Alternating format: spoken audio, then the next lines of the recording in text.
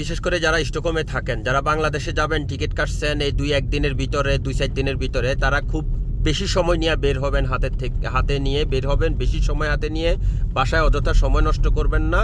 কারণ যে স্নো পড়তেছে আর পড়বে, আরও পড়তেছে।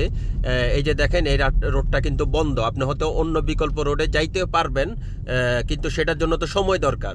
সো যথেষ্ট সময় হাতে নিয়ে বের হবেন। যারা বিশেষ করে প্লেনে বাংলাদেশে যাবেন কিংবা অন্য যে কোনোই দেশে যান না কেন, যে আপনি ট্রেন, এটার অপশন নাই, ট্রেনের টিকিট কাটছেন, অপশন নাই, ট্রেন এটা চলে গেলে আপনি আজকে আর যেতে পারবেন না, কিংবা প্লেন চলে গেলে আপনারা যাওয়া সম্ভব না। সো ওইসব ক্ষেত্রে আপনারা যথেষ্ট সতর্ক থাকবেন, বিশেষ করে যখন এরকম বেশি স্নো পড়ে। এই যে দেখেন, রাস্তাটা কিন্তু এখন বন্ধ, হয়তো বিকল্প রোড, আর বিকল্প রোডের জন্য আপনাকে যথেষ্ট হাতে সময় রাখতে হবে। তো মিনিমাম নর্মাল যদি আপনি 3 ঘন্টা হাতে সময় নিয়ে বের হন, এখন বের হইবেন মিনিমাম 4 ঘন্টা, 1 ঘন্টা আরও কিংবা 40 মিনিট থেকে 1 ঘন্টার বেশি সময় নিয়ে বের হবে। এই দেখেন রাস্তায় স্নোর কি অবস্থা। তো এটা কন্টিনিউ পড়বে। তো এটা যারা বিভিন্ন জায়গায় ট্রাভেলিং করবেন, তাদের জন্য এই জিনিসটা হয়তো বা একটু উপকার আসতে পারে। ধন্যবাদ, সবাই ভালো থাকবেন।